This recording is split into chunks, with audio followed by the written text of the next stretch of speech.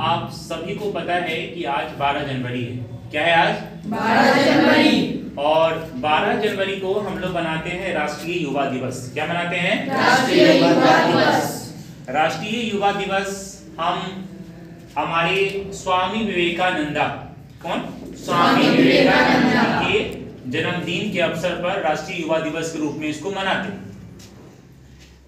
बात ये है कि उनके ही जन्मदिन को हमने युवा दिवस क्यों चुना? उनके ही जन्मदिन को मैंने युवा दिवस क्यों चुना? जैसा कि हम सभी जानते हैं, किसी भी देश के लिए, किसी भी राष्ट्र के लिए सबसे अहम बात यह है कि उस देश का नागरिक कितना फुर्तीला है, कितना मेहनती है और कितना अपने लक्ष्य पर एकाग्र है। इस बात को बताने के लिए सर्वप्रथम हमारे देश में जो सबसे पॉपुलर आध्यात्मिक गुरु हुए, मोटिवेशनल गुरु हुए, उनका नाम था स्वामी विवेकानंद। क्या नाम था? स्वामी विवेकानंद। उनका यह मानना था कि किसी देश का विकास उस देश के युवा के हाथ में है। क्या है? उस देश के युवा के हाथ में। अब जब हम युवा की बात करते हैं तो हम इसकी बात अवश्य करते हैं कि उस देश में कितने युवा हैं। हमारे देश में जैसा कि आपको शायद पता होगा कि 75% युवा हैं। कितने हैं? 75% युवा। और 75% युवा हैं और उनका ये कहना था कि यदि एक एक युवा आदमी यदि ये डिसाइड कर ले कि हमको अपने लिए कुछ करना है, अपने देश के लिए कुछ करना है, उस देश की तरक्की को कोई नहीं रोक सकता है।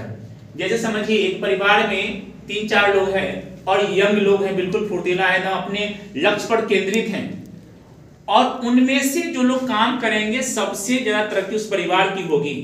लेकिन वही युवा यदि गलत रास्ते पे चले गए, जैसे कि गलत रास्ता मतलब क्या? अपने लक्ष्य से भटके हुए हैं। क्या है? अपने लक्ष्य से भटके हुए हैं, तो उस परिवार को बर्बादी से कोई नहीं रोक सकता है। हमारे देश में कितने युवा हैं? 65% क्या है? युवा है। तो स्वामी विवेकानंद जी का ये कथन था कि यदि किसी भी देश के युवा को सही दिशा मिल जाए, क्या मिल जाए? सही दिशा मिल जाए, तो उस देश का तरक्की, जो बोलते हैं ना घर में कि दिन दूना रात चौगुना, उतनी तरक्की हो सकती है। उनका एक बात बड़ा पॉपुलर हुआ था कि इन्होंने कहा कि बच्चों को, स्पेशली यूथ को, गीता पुराण महाभारत पढ़ना नहीं चाहिए। उनको उस वक्त किसी फुटबॉल के मैदान में होना चाहिए। क्या होना चाहिए? फुटबॉल के मैदान में। अब आप लोग को सोच के थोड़ा ये हैरानी होगी कि ऐसा कोई महात्मा जी कह रहे हैं, कोई संत कह रहे हैं गीता पुराण मत पढ़ो। क्योंकि जनरली हम लोग क्या कहते हैं, गीता पढ़ो, कुरान पढ़ो, रामायण पढ़ो, महाभारत पढ़ो। इन्होंने कहा कि नहीं पढ़ो। इनका ये मानना था कि बहुआ आपकी जो उम्र है 18 से 35-40, वो जो उम्र है उस उम्र में आपका मानसिक विकास होना चाहिए, आपका शारीरिक विकास होना चाहिए, और होने के लिए सबसे अच्छा तरीका होता है कि आप व्यायाम करें। क्या करें आप? व्यायाम। यदि आप एक्सरसाइज नहीं करते हैं तो कहीं ना कहीं आप मेंटली वीक हो जाते हैं। तो हमारा नेचर ने हमको इस तरीके से बनाया है कि हमको व्यायाम करना आवश्यक है। ऐसे थे हमारे स्वामी विवेकानंद। समझ में मेरी बात? उनकी ख्याति हमारे देश में नहीं, पूरे दुनिया में है। कहाँ है? पूरे दुनिया में। और बात है कि क्यों है उनकी ख्याति पूरी दुनिया में? क्यों है? उनके पीछे क्या कारण है? बता सकते हैं क्या कारण हो सकता है उनके पीछे? आप बताइए, पार्थ कुमार बताइए। पार्थ नहीं, बताइए अब। स्वामी विवेकानंद की ख्याति के पीछे क्या कारण हो सकते हैं? आप पहले बात बताइए। हाँ चलिए, थोड़ा बोलिएगा।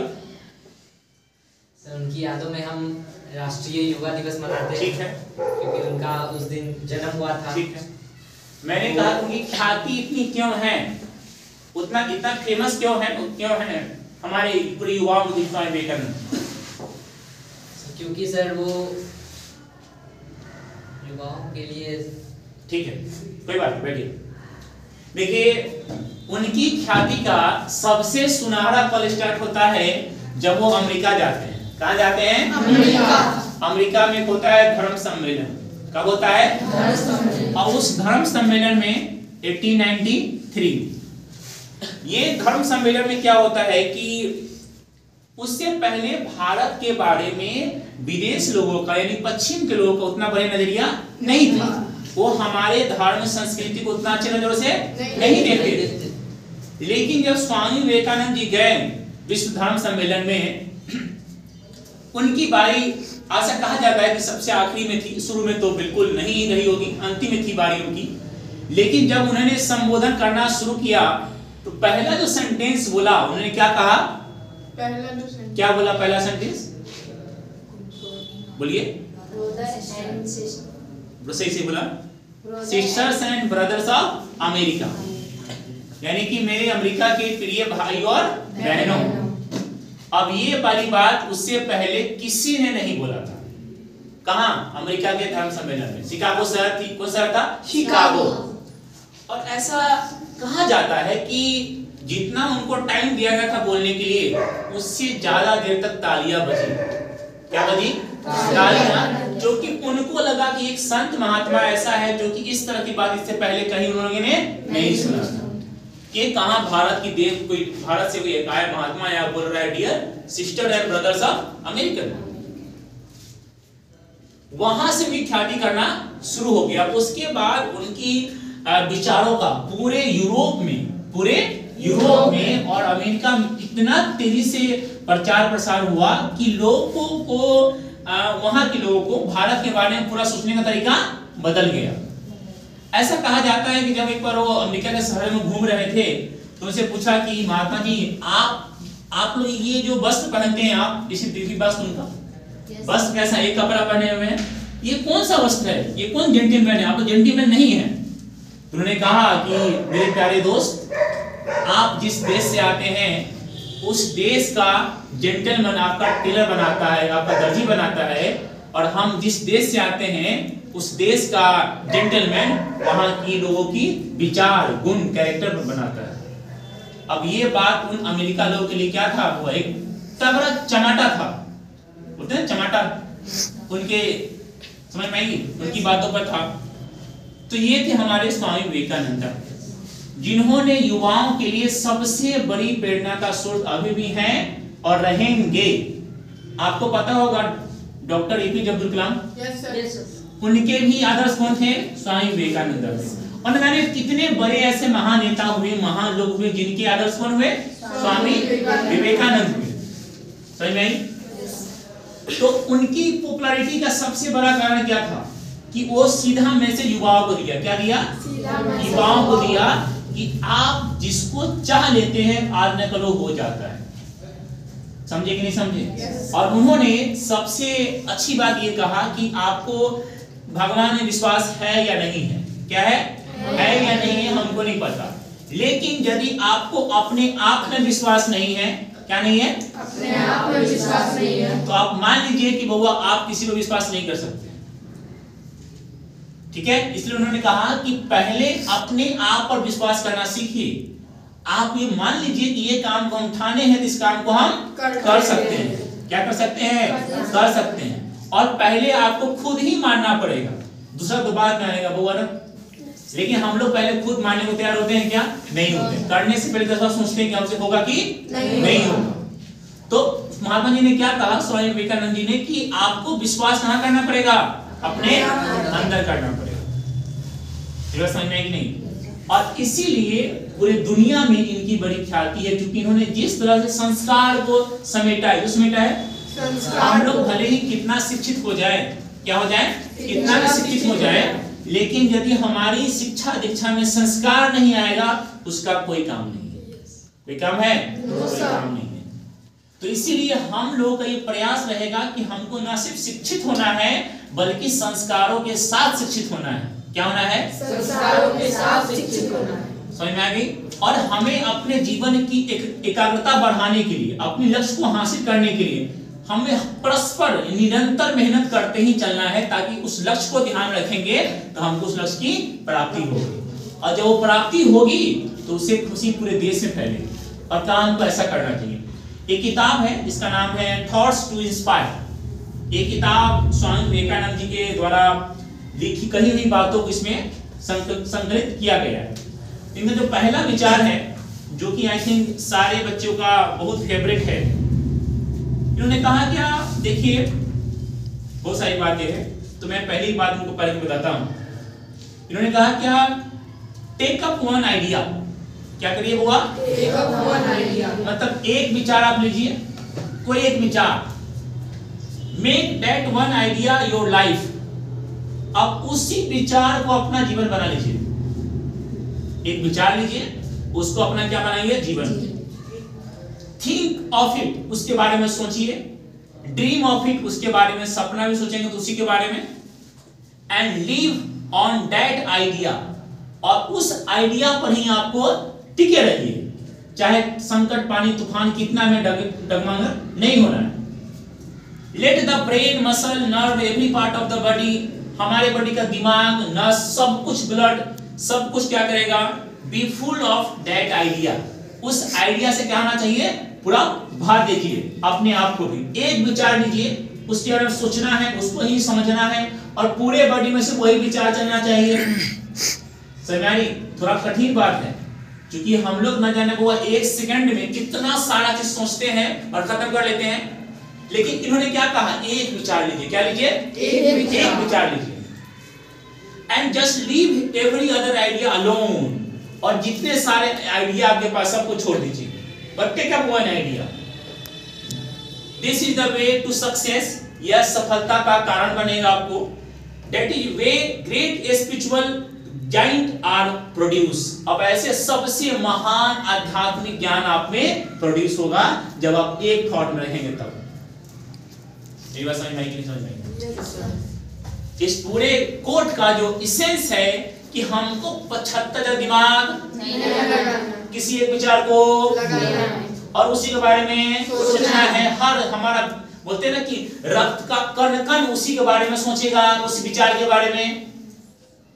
समझ में आई कि नहीं आई? ये हमारे कोड हैं स्वामी विवेकानंद। ऐसे बात करने वाले लोग जो कोड हमारा देश इतना महान पुरुष कहा, और उसी के अवसर पर हम लोग भी चाहते हैं कि आप बच्चे, आपको भी कुछ एक आइडिया को लीजिए। मान लीजिए कि हमको करना है, और आप मान लीजिए कि हमको टॉप करना है तो करना है, दुनिया को छोड़ दीजिए। अपने डिसाइड कीजिए कि अपने क्लास में हम जो पहले 2 महीना थे और जो कल हम पढ़े उससे बेहतर पढ़ेंगे। क्या पढ़ेंगे? और पहली बात उन्होंने कहा कि बउआ आपको विश्वास अपने में रखिए, भगवान में रखिए या न रखिए, लेकिन भगवान भी उसी को साथ देते हैं जिसमें आप खुद पर विश्वास होता है।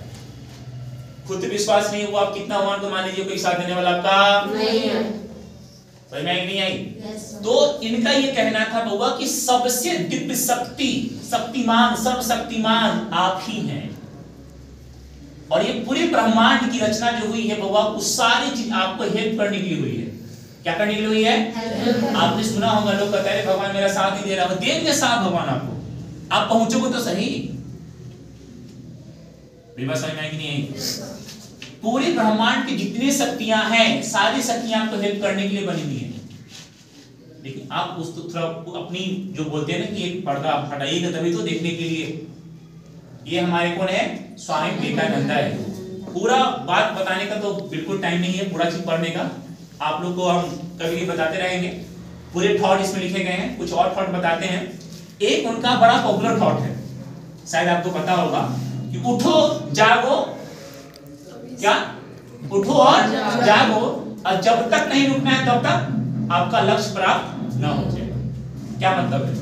उनका मतलब है कि देखो तुम जिस तरह बर्बाद हो रहे हो ना, वो सब कुछ छोड़िए, उठो। मतलब कि आप उठना मतलब ये नहीं कि सब उठ जाइए, उठने का मतलब है कि आप डिसाइड कीजिए नहीं हम कुछ करना है, हमको कुछ करना है। उठो और जागो, और जागने मतलब काम करना शुरू कर दिया है, और काम को तब तक करते रहना है जब तक सफलता प्राप्त न हो। ये बात ऐसे बात करने वाले थे हमारे स्वामी विवेकानंद। उनकी मृत्यु मात्र 39 वर्ष की उम्र में हो गई। इवन वो 40 साल में ही नहीं रुके दुनिया में। उसके बाद इतना कम समय में उन्होंने जो सिद्धि प्राप्त किया है, वो पूरे विश्व के लिए प्रेरणा के स्रोत बने हैं। क्या बने हैं? पूरे विश्व के लिए प्रेरणा के स्रोत बने हैं। समझ में आई कि नहीं आई? नाम क्या था? स्वामी विवेकानंद।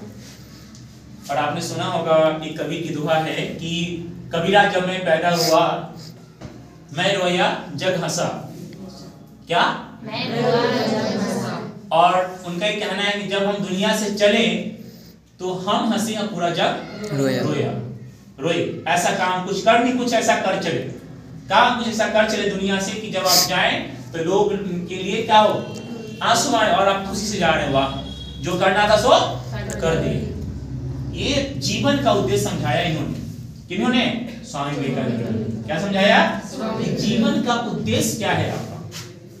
कल्याण। क्या था? कल्याण। मेरा समझ में आई आपको?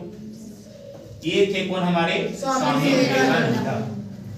तो दो तीन बात जो आपको कंक्लूड करके देते हैं, जो आप सीखिएगा। पहली तो बात ये कि अपना लक्ष्य हमेशा हाई रखिएगा, अपने आप में विश्वास रखिएगा। क्या कीजिएगा? विश्वास। क्योंकि अपने आप में विश्वास आप नहीं रखेंगे, दूसरा को हेल्प करने वाला नहीं होगा। और तीसरी बात कि जो आपका लक्ष्य है जीवन का, दिक्कत यही है ना, हम लोग पास अपना लक्ष्य नहीं है। आप लोगों के पास एक पहला लक्ष्य होना चाहिए कि हम जिस क्लास में पढ़ रहे हैं उस क्लास में टॉप करेंगे। क्या करेंगे? हम टॉप करेंगे, ठीक है। और कब और बड़े बनेंगे तो कहीं ना कहीं मन में बैठा लीजिएगा, हमको मानव की सेवा करनी है। क्या करनी है? तो आप उस लायक बनेंगे तभी ना हुआ। पहले अपने आप को बनाना पड़ेगा। मेरा समझ में नहीं है? ये थे कौन? हमारे स्वामी विवेकानंद। चलिए तो हम रिक्वेस्ट करेंगे, आप पहले कौन है?